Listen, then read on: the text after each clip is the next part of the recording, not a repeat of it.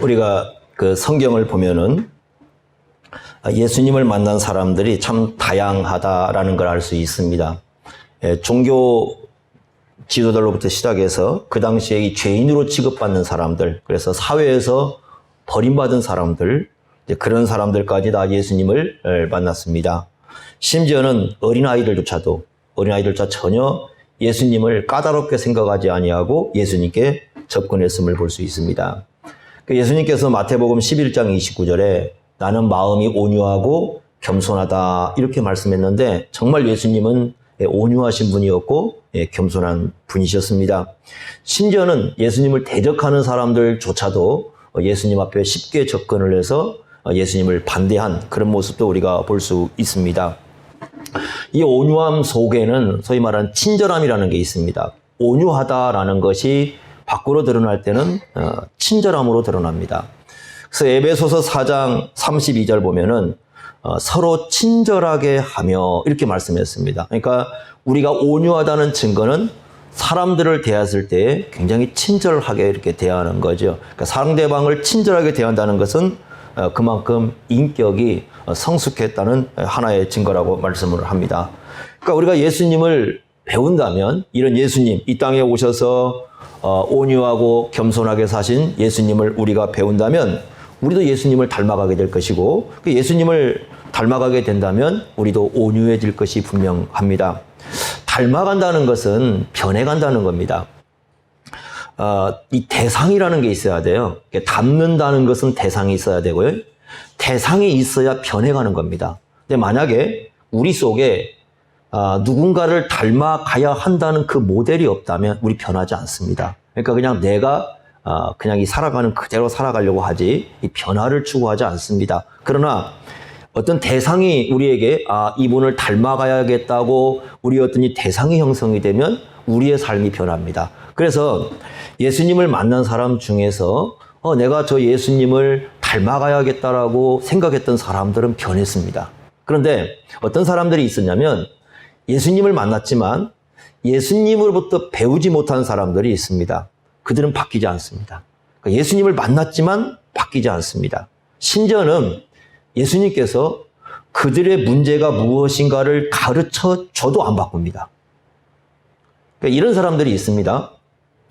자기들이 평생 쌓아온 종교의식이 있어요. 그러니까 내가 평생 동안 지켜왔던 종교의식이 있고 또 내가 평생 동안 살아오면서 내가 신앙으로 어떤 일을 했다라는 그 행위가 있습니다. 그리고 자기들 이렇게 그 종교를 갖고 살아온 그 세계 속에서 인정받는 게 있고요. 그 다음에 그 사람들과의 관계가 있습니다. 이걸 우리가요, 그 신앙을 가진 사람들이라면 되게 인생을 그렇게 살아갑니다. 그래서 어떤 종교의식을 갖게 되고, 그 다음에 종교적 행위를 하게 되고, 그리고 다른 사람들의 세계 속에 인정받으려고 하고, 그 다음에 이제 그들과의 어떤 관계를 맺고 살아갑니다.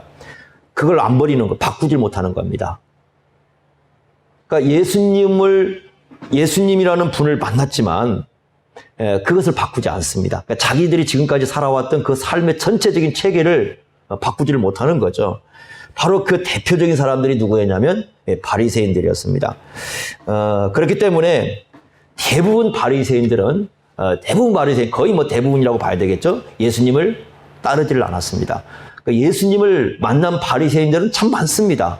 그러나 그 가운데에 자기 자신을 버리고 예수님을 따르는 바리새인들은 거의 보기가 어렵습니다. 이게 이제 큰 차이가 있는 거죠. 그래서 예수님을 만난 사람들을 보면 크게 세 가지 종류로 이렇게 나옵니다. 첫째는 어떤 사람이냐면 정말 예수님께 온전히 헌신하는 사람이 나옵니다. 예수님이 어떤 분인가를 알고 예수님의 사랑의 맛을 보고 예수님이 가르쳐주신 말씀을 진리라고 깨달은 사람들은 예수님을 향해서 정말 온전히 헌신을 합니다. 예수님을 사랑하고 예수님이 말씀하시면 그것에 따라 순종을 합니다. 이게 첫 번째 이제 사람입니다. 많지는 않습니다. 두 번째는 어떤 사람들이냐면 예수님을 반대하지는 않습니다. 그러나 예수님을 따르지도 않습니다. 대개는 이제 이런 쪽에 많이 있습니다. 그러니까 예수님을 반대 안 합니다. 그런다 예수님을 따르라고 물으면 따르지도 않습니다. 이런 사람들 중에는 예수님의 말씀을 들은 사람도 있습니다. 또 예수님께서 행하신 기적을 본 사람도 있습니다. 아마 예수님께서 죽은 자를 살리신 것을 본 사람도 있을 겁니다. 못 고치는 질병을 예수님이 고치는 것도 보았을 겁니다. 예수님께서 정말 이 다니면서 그 하늘의 진리를 가르치는 것도 들었을 것입니다. 그렇기 때문에 예수님을 반대할 근거는 없습니다. 그러나 예수님을 따르지도 않습니다. 현실에 그냥 안주하고 있는 거죠. 이런 사람들이 대개의 형성을 하고 있습니다. 세 번째는 어떤 종류의 사람들이 있냐면 예수님에 대해서 반대하고 예수님에 대해서 항거를 합니다. 예수님이 하신 말씀이라든가 예수님이 행하신 여러 가지 일들을 놓고 반대를 합니다. 예를 들면 예수님이 귀신을 쫓아내면은 예수님이 그 귀신 대왕이 걸려가지고 귀신의 그 왕이 예수님에게 있어가지고 귀신을 쫓아낸다. 이렇게 예수님을 미친 사람으로 취급을 하기도 하고 예수님의 말씀을 하면 그 말씀에 대해서 직접적으로 예수님께 잘못했다고 도절을 하고 이게 바로 누구냐면 바리새인들 입장입니다. 대개의 바리새인들이 그런 길을 걸었던 것이죠. 그 당시에 바리새인들의 수가 요세푸스라는 아주 유명한 그 당시에 그 유대인 역사가인데 그 사람에 의하면 한 6천 명 정도 된다고 그럽니다. 6천 명 정도 바리새인들이 이 사람들은 아주 11조를 드리는 데 있어서 아주 철저하고 양심적인 사람들이었어요. 그래서 성경에 보면은 아주 11조를 드리는데 양심적이었다. 여러분 누가복음 18장 12절에 보면 바리새인이 그렇게 기도하지 않습니까? 나는 소득의 11조를 드렸나이다. 이게 거짓말이 아닌 거예요. 그 사람은 진짜 그렇게 한 겁니다. 그걸 하나님께 말씀드린 겁니다. 그러니까 바리새인들의 보통 생각은 뭐냐면 11조로 안 드린 것은 안 먹어요. 거의 11조로 안 드린 건 안 먹습니다. 그러니까 우리는 전혀 상관없이 먹잖아요. 근데 그분들은 안 드리면 안 먹으려고 합니다. 정말 이 사람도 철저하게 지킵니다. 또한 장로들의 전통을 아주 철저하게 지킵니다. 이 사람들 신앙이 그냥 우리가 대충 이렇게 흘려보낼 수 있는 사람들이 아니에요. 부활도 믿습니다. 천사도 믿습니다. 영도 믿습니다. 사도행전 23장 8절에 보면 이걸 다 믿는다고 얘기합니다.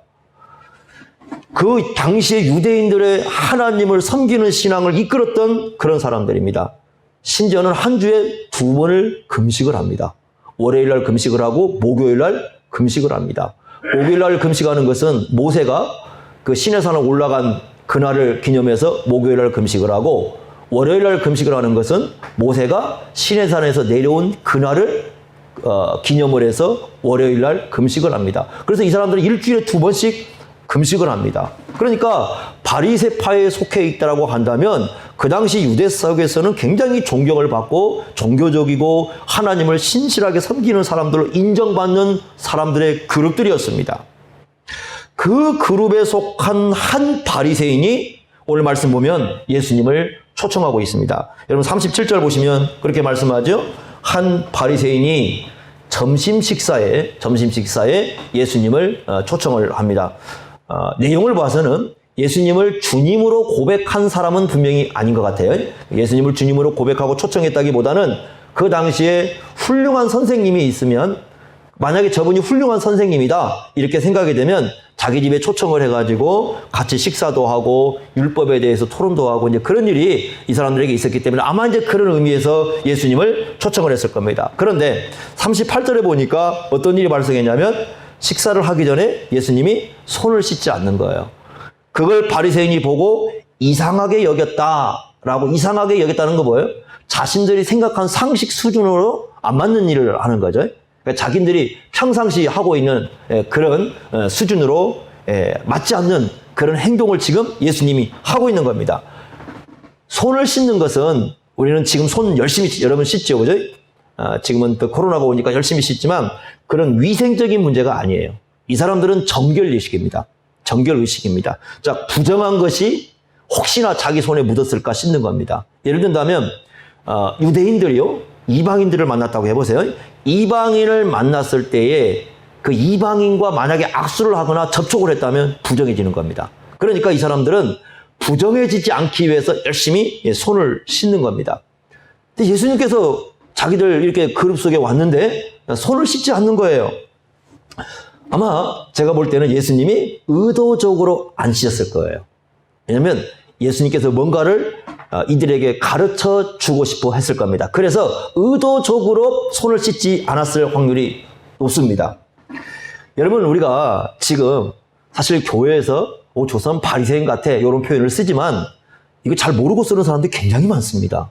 왜냐면 자기가 이런 생각이 많아요. 자기 마음에 안 들면 바리새적이라고 얘기를 하거든요. 근데 그렇게 쓰시면 안 됩니다. 여러분, 우리가요, 이 바리새인을 잘 생각할 게 뭐냐면, 지금은 우리가 이 바리새인들을 부정적으로 생각을 합니다. 왜 부정적으로 생각합니까? 그걸 생각해 보셔야 돼요. 바리새인들을 왜 우리가 부정적으로 생각할까? 이건데요. 만약에요, 예수님의 말씀이 없다고 한다면, 예수님이 바리새인의 문제가 무엇인가를 지적해 주지 않는다면, 바리새인은 정말 훌륭한 신앙인들이에요. 아마 지금 이 시대에 바리새인들이 왔어도 교회 안에 오면은 아마 교회 안에서 다 대단한 분들로 아마 여러분들이 신앙인들로 받들었을 겁니다. 일주일에 2번씩 금시합니다. 철저하게 11조 드립니다. 안식일을 철저하게 지킵니다. 장로들이 전해준 유전 철저하게 지킵니다. 늘 깨끗한 생활을 하려고 하고 성결한 생활을 하려고 합니다.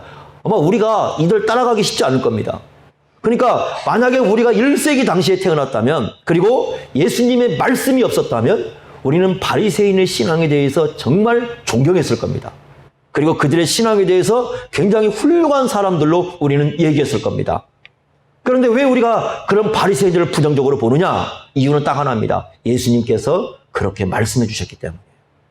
그렇다면 바리새인이 누군가를 얘기하려면 결국 우리가 해야 할 것은 뭐냐면 예수님의 말씀을 들어가 봐야 되는 거예요. 왜요? 바로 예수님의 그 말씀을 통해서 바리새인이 어떤 사람들인가를 밝혀줬기 때문에 예수님의 말씀을 통해서 바리새인들을 들여다봐야 진짜가 보이는 거예요. 근데 만약에 예수님이 말씀이 없이 바리새인을 본다면 안 보입니다, 제대로. 그러니까 오늘날 예수님도 모르고 예수님 말씀에 관심도 없고 예수님에 대해서 전혀 공부도 안 한 사람이 어우, 저 사람 바리새인 같아 이렇게 얘기하면 엉터리가 될 수 있다는 거죠. 거짓말일 수 많습니다. 그러니까 자기 마음에 안 드는 걸 그렇게 그냥 갖다 붙이는 겁니다. 네? 이렇게 하면 안 되죠, 그죠? 그러니까 우리가 예를 들면 어떤 사람이 좀 엄숙하게 좀 어떤 그런 모습을 가졌다 그러면은 오, 저 사람 바리새인 같아 이렇게 얘기할 수 있어요. 근데 그런 거 다 엉터리죠, 그죠? 그래서 이 바리새인들의 문제가 뭔가 하는 걸 우리 예수님의 말씀을 통해서 오늘 2가지 면을 한번 보도록 하겠습니다. 첫 번째는 뭐냐면 39절을 한번 보세요. 예수님이 지적해내고 있는 바리새인들의 첫 번째 문제입니다. 주께서 이르시되 너희 바리새인들은 지금 잔과 대접의 겉은 깨끗이 하나 너희 속에는 뭐가 가득하라고 얘기하냐면 탐욕과 악독이라는 거죠. 자, 이 말은 무슨 뜻입니까? 한번 쉽게 얘기하면 겉과 속이 다른 겁니다. 겉은 굉장히 깨끗이 합니다. 그렇지만 속에는 뭐가 가득하다고요? 탐욕과 악독입니다. 속이라는 말은 마음이죠. 그들의 마음 속에 들어갔을 때는 전혀 이제 다른 문제가 발생하고 있다는 거죠. 40절 말씀 보십시오. 이렇게 얘기합니다. 어리석은 자들아. 이 말도 굉장히 기분 나쁠 거예요. 왜냐하면 바리새인들은 자기들이 굉장히 똑똑하다고 생각했고 자기들이 굉장히 지혜로운 사람이라고 생각했어요. 그런데 예수님 말씀은 뭐라는 거예요?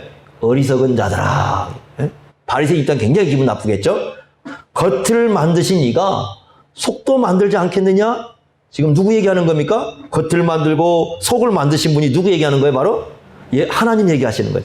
하나님은 우리의 겉만 만든 게 아니라 뭣도 만들었어요?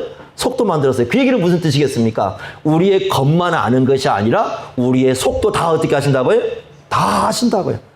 그렇기 때문에 하나님이 보시는 것은 우리의 겉만 보는 것이 아니라 우리의 뭣도 보신다? 다 속도 보신다. 그런데 이 사람들은 어떻게 했다고요? 겉으로는 굉장히 깨끗한 척 했지만 속에는 뭐가 있었습니까? 그렇지 않다고 얘기합니다. 그걸 뭐라고 불러요? 겉과 속이 다른 걸 성경에는 외식 이렇게 불러요. 외식. 우리는 외식이 나가서 밥 먹는 거잖아요. 그죠? 근데 성경의 외식은 나가서 밥 먹는 게 아니라 뭐가요? 겉과 속이 다른 겁니다. 이게 어디서 온 말이냐면 그 가면에서 온 말이에요. 가면. 여러분 가면을 쓰잖아요. 그 가면을 쓰면은 그 가면 속에 있는 얼굴하고 가면 밖에 나와 있는 얼굴이 다르죠. 예? 여러분 노래 부를 때 그 복면가왕이라는 거 있잖아요. 그 TV 프로그램 보면은 이 뭘 쓰잖아요. 그죠? 그러면 그 안에 있는 얼굴하고 이 겉에 드러나는 거하고 다르죠. 그죠? 그래서 그 가면 속에 있는 얼굴이 누굴까? 뭐 그런 거 맞추지 않습니까? 그러니까 외식이라는 거 바로 뭐냐면 이 겉에 가면을 쓰고 있는 거예요. 그런데요. 이게 이제 예수님 보실 때 바리새인들의 중병입니다. 중병인데 어떤 바리새인도 자기들이 외식하고 있다고 생각을 않습니다. 그게 문제입니다. 그러니까 예수님께서는 외식하고 있다고 얘기를 하는데 그들은 스스로가 외식하고 있다고 생각하지 않는 게 문제가 있어요. 그러니까 자기들은 정말 하나님을 잘 섬기고 있다고 생각을 합니다. 근데 예수님 오실 때는 뭐 하고 있다고요? 외식하고 있다고요. 요게 이제 문제가 있습니다. 그래서 예수님께서 이제 이 성경을 보면은 외식에 대한 증거를 몇 가지를 얘기를 해줍니다. 크게 외식이라는 걸 여러분 잘 보시면 성경에 크게 외식을 3가지 정도로 이렇게 예수님께서 얘기를 합니다. 첫째는 뭐냐면 이게 외식입니다. 종교를 이용해 가지고 자기 이익을 취하는 사람이 있습니다. 그러니까 종교를 이용을 해서 자기 이득을 취하는 사람들이 있어요. 여기 보면 성경에 이렇게 나오는데 지금 여기도 하나가 속하죠? 그 마음속에 뭐가 있다고 얘기합니까? 탐욕이라는 거예요. 그러니까 탐욕은 자기 욕심을 추구하는 거죠. 그러니까 종교를 이용해 가지고 자기 욕심을 추구하는 사람이에요. 여러분 누가복음 16장 14절에 예수님께서 이렇게 말씀했습니다. 바리새인들은 뭘 좋아하는 사람들이다? 바리새인들은 뭘 좋아합니까? 돈을 좋아해요. 예수님이 하신 말씀이에요. 그러니까 겉으로는 굉장히 종교적이죠. 그런데 예수님 하신 말씀은 뭐냐면 너희들은 근본적으로 뭘 좋아하는 사람들이다? 돈을 좋아하는 사람이다. 근데 여러분 돈 싫어하는 사람이 있습니까? 돈 싫어하는 사람이 있어요? 돈 주면 다 좋아하죠. 애들도 돈 좋아하면 좋아하거든요. 그러니까 이 말씀은 결국 내가 돈이 필요하다, 내게 좋아, 뭐 이런 수준에서 얘기하는 게 아니라 지극히도 이 사람들은 중심 속에 뭐가 작동을 하고 있다는 거예요? 돈을 좋아하는 그 마음이 작동하고 있다는 거죠. 여러분 극단적으로 지금 우리 시대에 극단적으로 가게 되면 이단 교주들 여러분 잘 보십시오. 이단 교주들은 종교를 말하고 있지만 근본적으로 가면 이 사람들 중심 속에 뭘 사랑하는 사람들이? 돈을 사랑하는 사람들. 그러니까 돈을 뜯어내고 있는 거죠. 종교를 이용해서. 그래서 이단들은 교주들은 해마다 재산이 막 불어납니다. 네? 재산이 불어납니다. 거기에 속한 다른 사람들은 온갖 고통을 겪고 있어도 교주들은 이렇게 불어나요. 그러니까 돈을 얻어내기 위해서는 여러 가지 종교적 행태를 다 만들어내는 거죠. 그런데 바리새인들이 바로 첫 번째 그런 외식을 하고 있었다는 겁니다. 두 번째는 뭐냐? 사람에게 보이려고 하는 신앙생활을 하는 걸 외식이라고 부릅니다. 여러분 어디에서 이걸 아주 정렬하게 예수님이 지적했냐면 마태복음 6장 1절이죠. 이렇게 말씀했습니다. 사람에게 보이려고 그들 앞에서 너희 의를 행하지 않도록 주의하라. 그래서 예수님이 3가지 얘기했죠. 구제하고 기도하고 그다음 뭡니까? 하나는 금식입니다. 구제할 때 어디로 가요? 구제할 때 회당하고 거리로 가요. 회당과 거리는 어떠냐면 사람들이 많이 보이는 자리. 그러니까 일부러 가는 거예요. 일부러 사람들이 많이 보는 자리에서 일부러 가서 거기서 구제하는 거예요. 야 봐라 우리 이렇게 구제하는 사람이다. 기도할 때는 어떻게 합니까? 예수님이 지적한 기도하는 이렇게 말씀했어요. 말을 많이 해야 들으실 줄 생각한다고 얘기했어요. 자 이것도 굉장히 예수님의 말씀이 아니면 저 사람 굉장히 기도 잘하는 사람들 이렇게 생각할 거예요. 그런데 예수님이 뭐라고 말씀하냐면 저 사람들은 외식이야. 그런데 그게 뭐냐면 말을 많이 해야 들으실 줄 생각하는 거예요. 그런데 근본적으로 보면 누가 듣기 위한 기도를 하고 있다는 거예요? 사람들이 보고 사람들이 듣기 위한 기도를 하고 있다는 거예요. 이게 예수님이 지적한 겁니다. 자, 금식은 뭐라고 얘기합니까? 슬픈 기색을 내는 거예요. 네? 일부러 이렇게 금식 저 사람 딱 가면서도 저 사람 금식했네? 딱 알아볼 수 있을 정도로 일부러 그런 어떤 슬픈 기색을 내면서 내가 금식했다는 표를 보이는 겁니다. 한마디로 예수님이 뭐라고 말씀하냐면 너희들의 구제와 너희들의 기도와 너희들의 금식은 다 누구 보라고 하는 거다? 사람 보라고 하는 거다. 이게 두 번째 외식입니다. 세 번째 외식은 뭐냐? 겉으로는 신앙이 있는 척 해요. 겉으로는 정말 신앙이 있는 척 합니다. 그런데 실제로는 신앙이 아닙니다. 요게 이제 문제가 있어요. 요건 어떻게 생각하냐면 조금 더 면밀한 부분일 수 있는데 자기들 나름대로 정해놓은 이 신앙의 기준이 있어요. 그러니까 자기들 나름대로 정해놓은 신앙의 기준이 있는데 그걸 가지고 자기들은 신앙이 있다고 생각을 해요. 그런데 하나님 보실 때는 전혀 신앙이 없다고 보시는 거예요. 예를 들면 이런 겁니다. 자, 아까 금식 얘기했습니다. 이 사람들 금식 열심히 했죠. 열심히 했습니다. 이 사람들은 이 금식을 하면서 얼마나 자기들의 신앙이 대단한 사람인가를 잘 드러냈어요. 그런데 금식의 핵심이 뭐예요? 여러분, 금식의 핵심이 뭡니까? 성경에서 얘기하고 있는 금식의 핵심은 자기 부인이에요. 나를 부인하는 거거든요. 그러니까 내 자신을 사실은 죽이는 거거든요. 그런데 그 당시 바리새인들은 어떻게 했느냐? 자기 의를 쌓아가는 방식으로 하는 거예요. 자기 의를 쌓아요. 그러니까 금식을 해서 자기 의를 쌓아요. 그럼 어떻게 되느냐? 금식을 많이 한 사람이 금식을 안 한 사람의 신앙을 깔보게 되어 있습니다.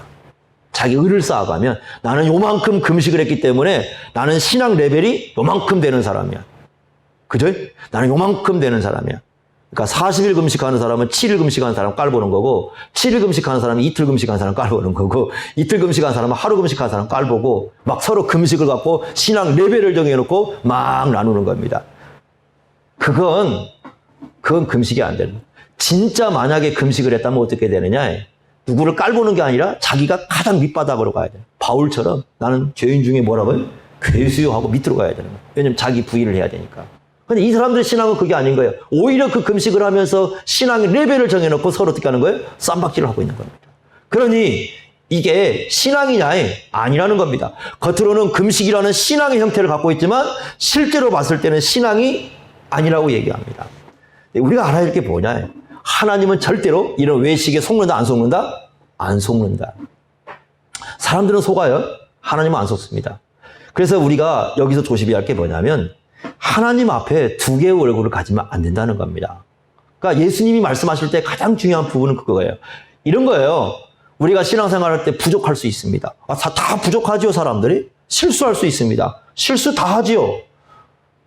사람이 부족하지 않을 수 없고 실수하지 않을 수 없어요. 다 그렇게 살아가죠. 그렇지 않습니까? 여러분이나 다 마찬가지거든요. 때로는 말로도 실수하고 행동으로 실수합니다. 그러나 그것보다 더 나쁜 건 뭐냐? 외식하는 겁니다.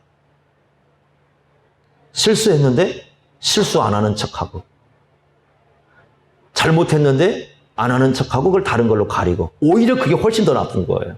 그러니까 이런 것들을 우리가 조심해야 된다. 네? 바리새인들의 신앙은 바로 그런 부분이에요. 그래서 바리새인들의 첫 번째 예수님이 지적한 신앙의 문제는 외식입니다.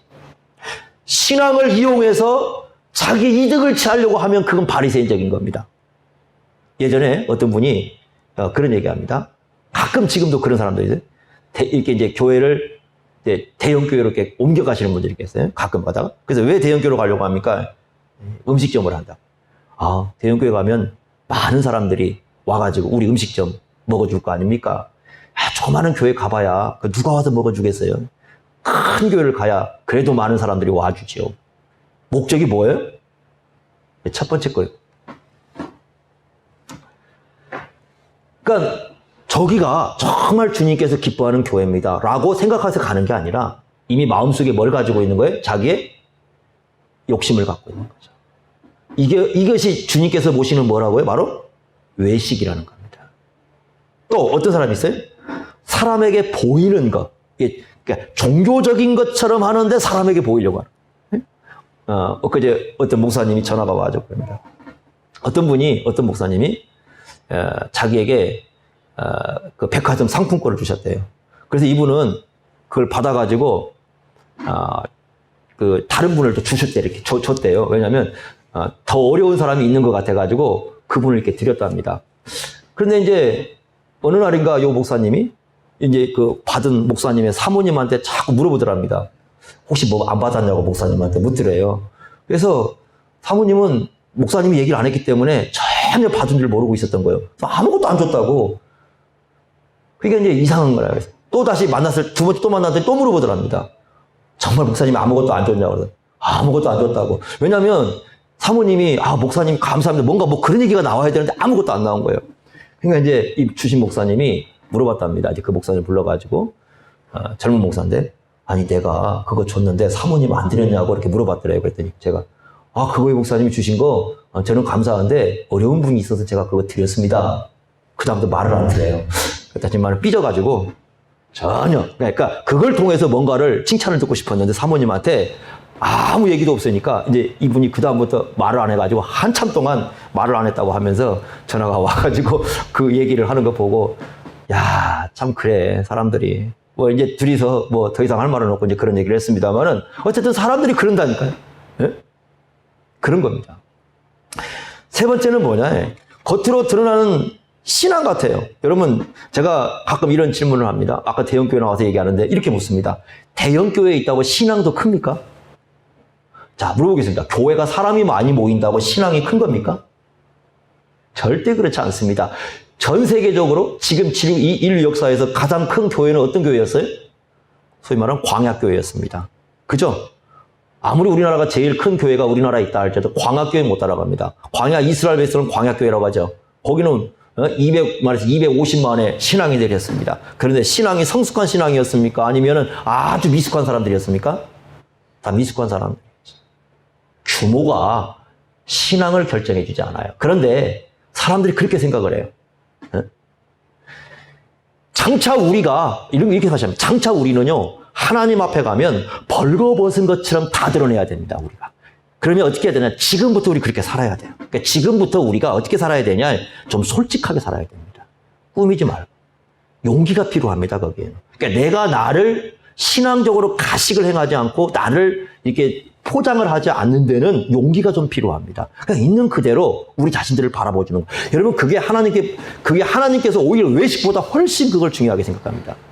외식은 성장할 가능성이 없습니다. 근데 내 자신을 솔직하게 하나님 앞에 내놓고 다른 사람들 앞에서 나를 꾸미지 않는 사람들은 성장할 가능성이 있어요. 왜요? 바로 우리에게 이 닮아갈 수 있는 대상이 있으면 됩니다. 그분이 누굽니까? 예수님이십니다.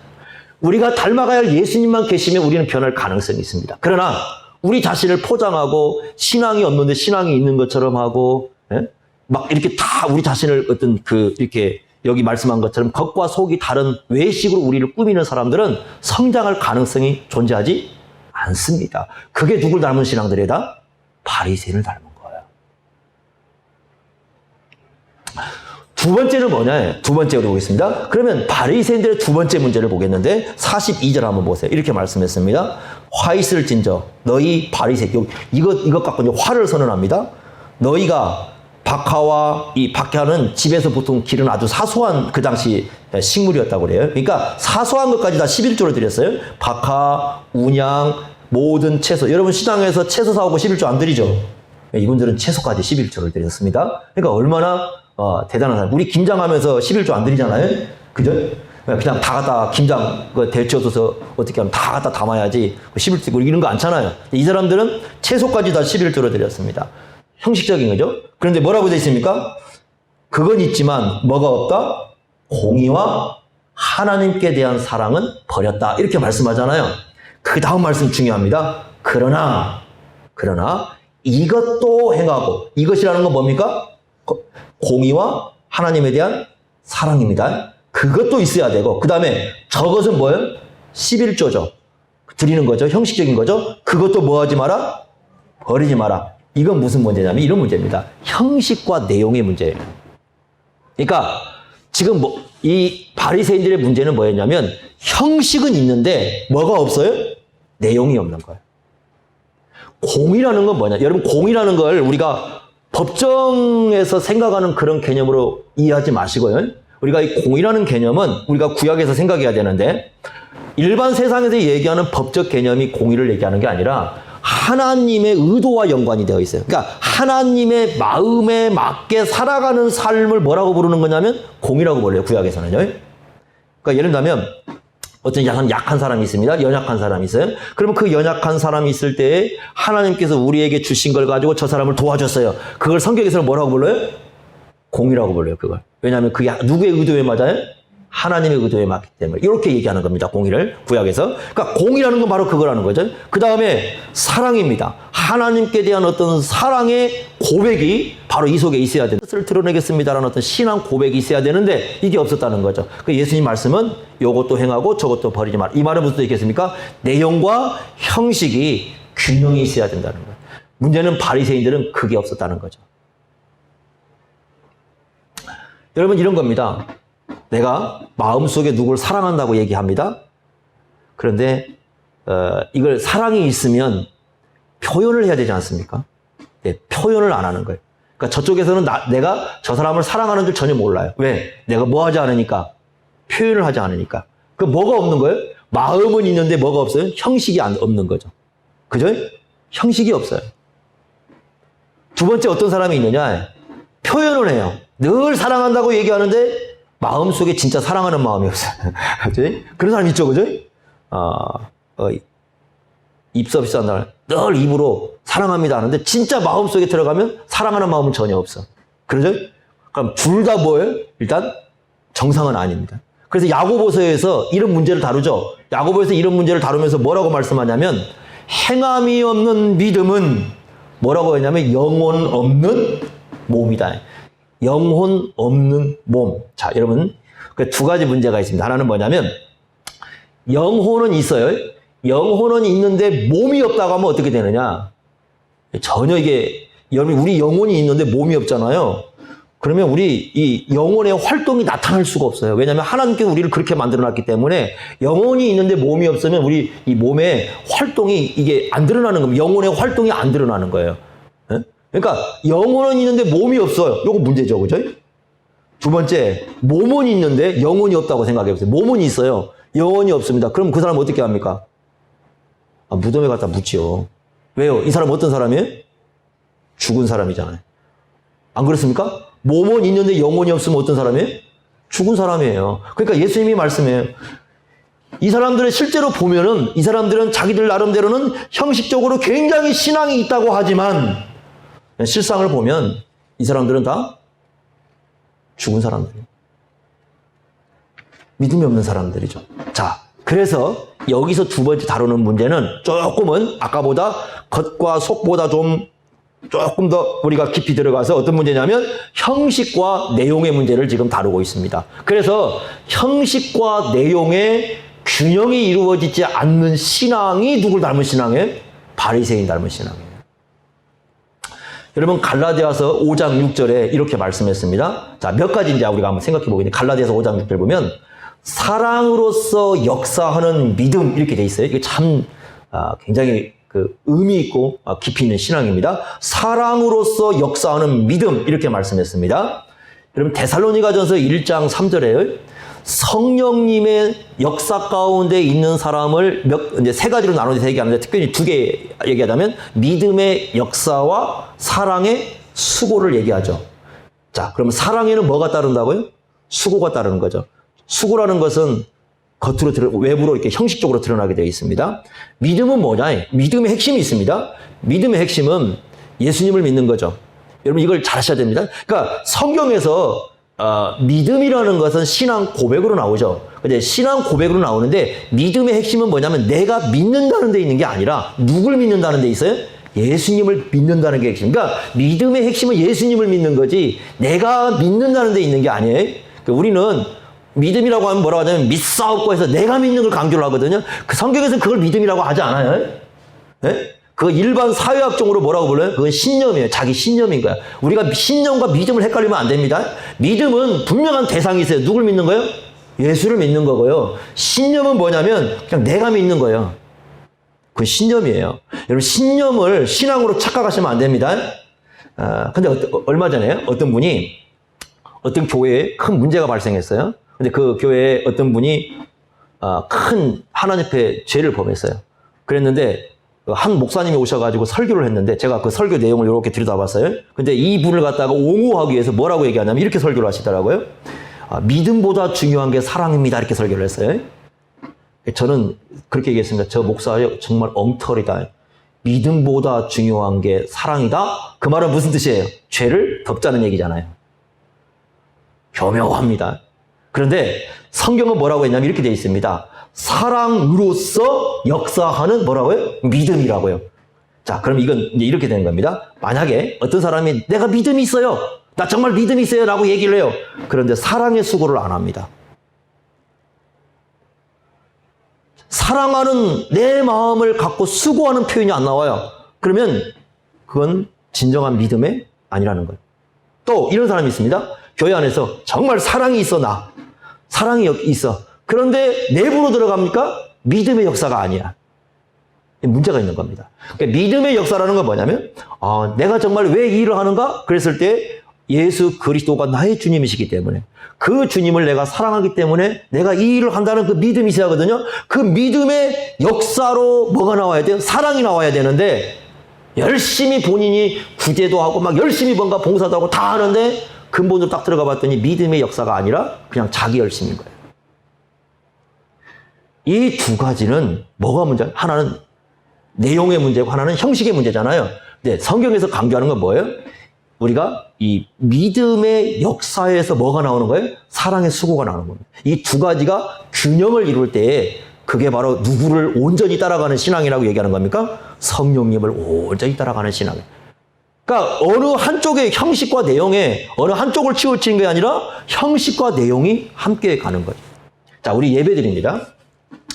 예배라는 말 뜻이 이 배가 절배잖아요. 그러니까 절배니까 얘는 예의를 갖추는 거니까 예의를 갖추어서 하나님께 절하는 것이 예배 아니겠습니까? 그죠? 우리가 하나님께 예의를 갖춰서 절을 하게 된다면 형식과 내용이 이제 같이 있어야 되는데, 자, 사도신경을 예로 한번 들어봅시다. 사도신경은 신앙 고백입니다. 사도신경 말로 우리가 고백을 하죠. 여러분 눈 감고 하지 말라고 그랬어요. 왜냐면 기도 아니니까. 사실 유대인들은 기도할 때도 눈을 뜨고 합니다만은 우리는 눈 많이 감죠, 그죠? 근데 사도신경은 그냥 눈 뜨고 같이 고백하면 되는 겁니다, 원래. 그러니까 여러분들이 계속 같이 읽으라고 하는 것은 형식적인 고백이 되지 않기 위해서 그냥 분명하게 고백하기 위해서 같이 이렇게 읽게 합니다만은, 그러나 이 사도신경은 뭐냐면 말로 우리가 고백을 하잖아요. 이거 형식이에요. 이게 말로 고백하는 형식이에요. 그런데 이 신앙 고백 안에 들어가면 뭐가 있냐면 삼위일체에 대한 신앙 고백이 있어요. 여러분 잘 보세요. 그죠? 그래서 안에 들어가면 뭐라고 돼요? 나는 성부 하나님을 믿습니다. 나는 성자를 믿습니다. 나는 누굴 믿습니까? 성령을 믿습니다. 그러니까 그 안에 있는 내용은 뭐냐면 바로 삼위일체 하나님에 대한 믿음이죠. 그것이 어떻게 나와요? 신앙 고백이라는 형식을 가지고 하나님에 나오는 거죠. 자, 이걸 어디에 따르는 거냐면 로마서 10장 10절입니다. 로마서 10장 10절에 이렇게 말씀했어요. 마음으로 믿어서 의에 이르고 입으로 시인하여 어디에 이른다? 구원에 이르느냐. 여기서 의에 이른다는 말과 구원을 받는 같은 말이에요. 그러니까 마음으로 믿는다는 것과 입으로 시인하는 것이 같은 말이에요, 그게. 마음으로 믿는 게 입으로 나오는 거고요. 입에 시인하는 것은 마음의 표현이 되는 거죠. 이런 내용과 형식이 하나가 되었을 때 그걸 누가 받으신다고요? 하나님이 기쁘게 받으신다는 거예요. 하나만 더 생각해 봅시다. 여러분 성경에서 이제 이런 문제입니다. 자, 우리 지식의 문제가 있습니다. 성경을 아는 참된 지식의 문제. 자, 우리 이 성경의 지식을 아는 참된 지식은 내적인 문제 아니겠어요? 그죠? 우리 내면적인 문제입니다. 그런데 열심이 있습니다. 열심히 우리가 살아가는 것은 어떤 문제냐면 형식의 문제입니다. 그런데 많은 사람들이 뭐라고 생각하냐면 이렇게 생각합니다. 지식과 열심을 반대라고 생각을 해요.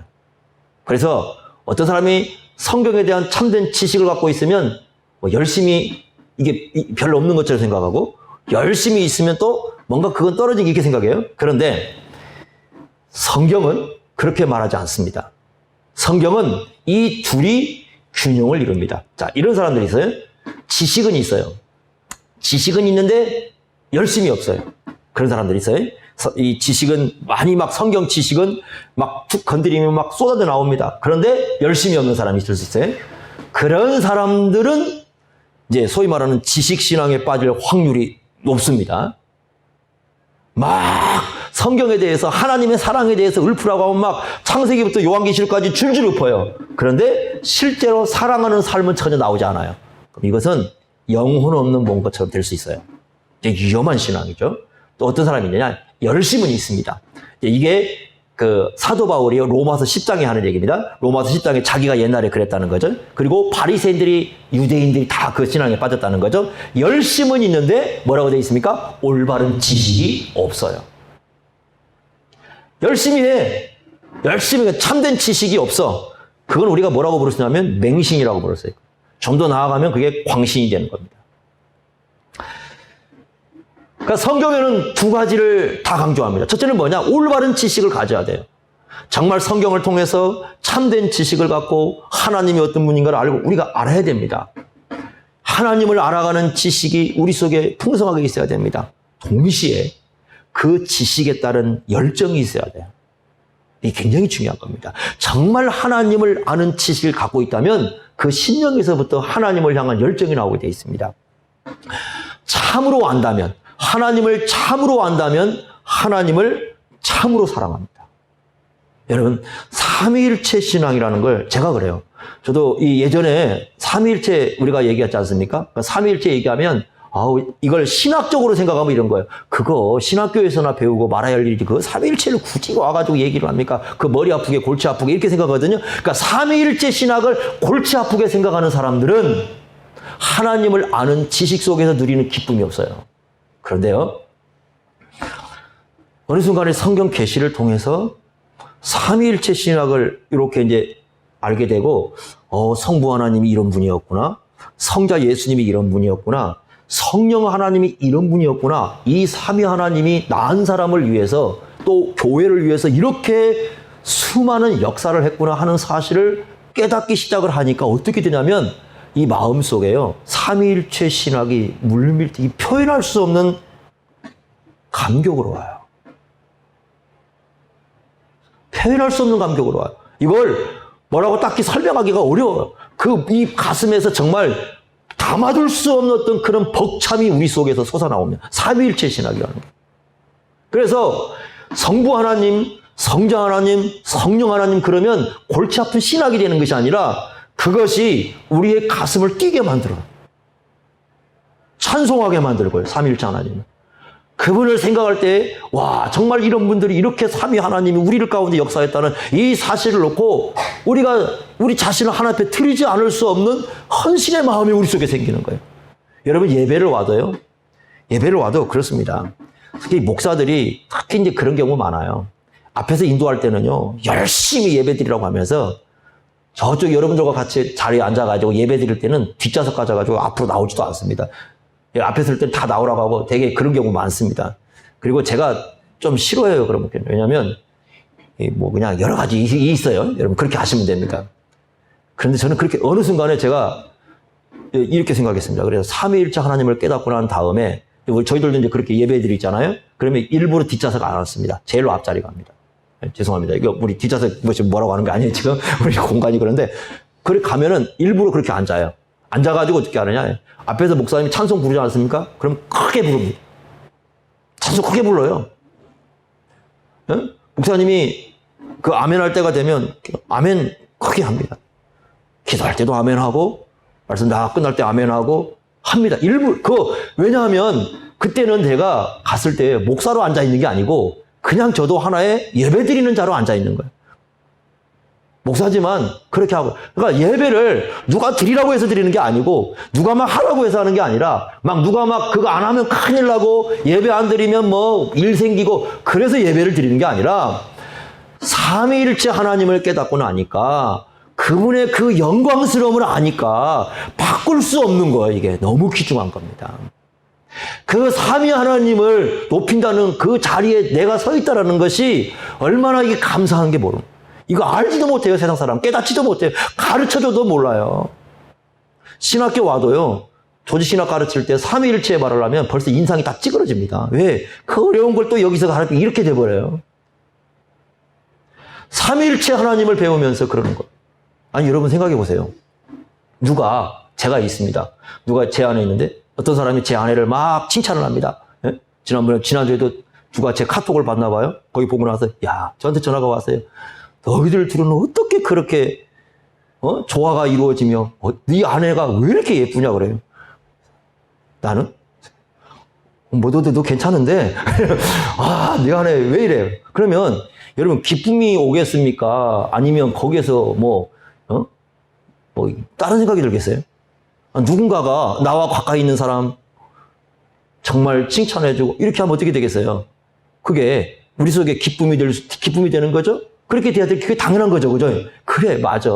야, 그래. 내가 이런 분하고 함께 살고 있구나. 그렇게 되지 않겠어요?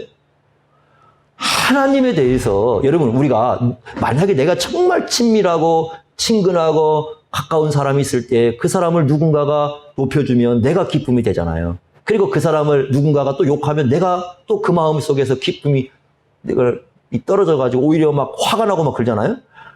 나와 하나님이, 삼위일체 하나님이 내가 친근하게 살아가고 정말 함께하는 그런 삶을 산다고 하는데 그 하나님을 얘기하는데 인상 찌푸린다고 생각해 보세요. 그 사람 그 마음속에 신앙이 있느냐 하는 겁니다. 예수님을 얘기하는데 또 그분 얘기하냐고 그렇게 얘기해 보세요.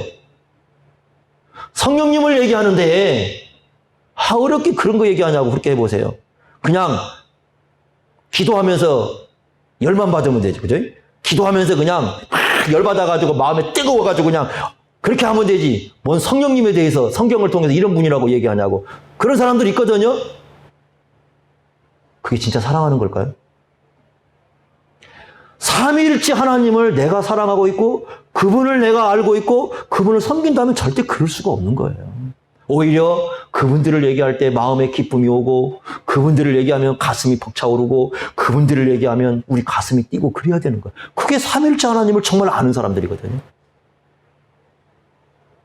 그래서 우리의 참된 지식은 삼위 하나님에 대한 열정을 가져오는 거예요. 마음을, 우리를 뜨겁게 해주시고 우리가 하여금 정말 그분을 향해서 우리 자신들을 드릴 수 있도록 그렇게 우리 마음을 만들어주는 거예요. 그래서요, 참된 신학은 우리의 신앙을 불을 지핀다고 해야 될까? 열정을 불러일으키는 거지. 진정한 이 지식과 신앙이 우리의 신앙을 떨어뜨리는 게 아니에요. 그것은 정말 모르는 사람들이 하는 얘기예요. 정말 무식하니까 하는 소리예요. 그건. 바리새인들의 신학은 뭐냐? 이게 균형이 떨어져 버린 거예요. 그래서 그런 사람들이 사실은 바리새적인 거예요. 하나님을 말하는데 인상 찌푸리고 있다면 그게 바리새적인 거예요. 형식과 내용의 불균형이 오는 사람들이 이게 바리새인 신학이에요. 그래서 여러분 예수님이 지적하는 바리새인적인 신학은 두 가지예요. 크게 하나는 겉과 속이 다른 외식의 문제이고 두 번째는 내용과 형식의 불균형을 가져오는 이 겉껍질만 가지고 있는 신앙의 모습인 거예요. 그런 사람들을 바리새인이라고 얘기합니다. 아시겠죠? 나와 달라서 그렇게 쓰시면 안 됩니다. 자, 이렇게 참 게 감사한 게 뭐냐면 이렇게 얘기하니까 우리가 알지. 예수님이 이렇게 이 말씀을 기록하니까 이렇다고 생각할 거 아니겠어요? 그래서 이제 이 말씀을 통해서 우리 자신들을 돌아볼 수 있는 거 아니겠습니까? 하나님 앞에 살고 있는 사람들입니다. 우리는 그죠? 하나님 앞에 살고 있는 사람입니다. 솔직해야 됩니다. 정말 우리 하나님 앞에서 솔직하게 살아가시면 됩니다. 허물이 있어도 좀 괜찮고요. 좀 부족해도 괜찮아요. 좀 드러나도 괜찮습니다. 그러나 외식하면 안 됩니다. 두 번째, 우리의 내용과 형식의 균형을 갖고 와서 정말 아는 만큼 사랑하고 또 사랑하는 만큼 더 알아가고 이런 삶을 우리가 살아가야 될 것입니다. 이런 신앙이 저와 여러분 가운데 있어서 늘 장성해 나가는 그런 신앙의 삶을 살아갈 수 있기를 바랍니다. 기도하겠습니다.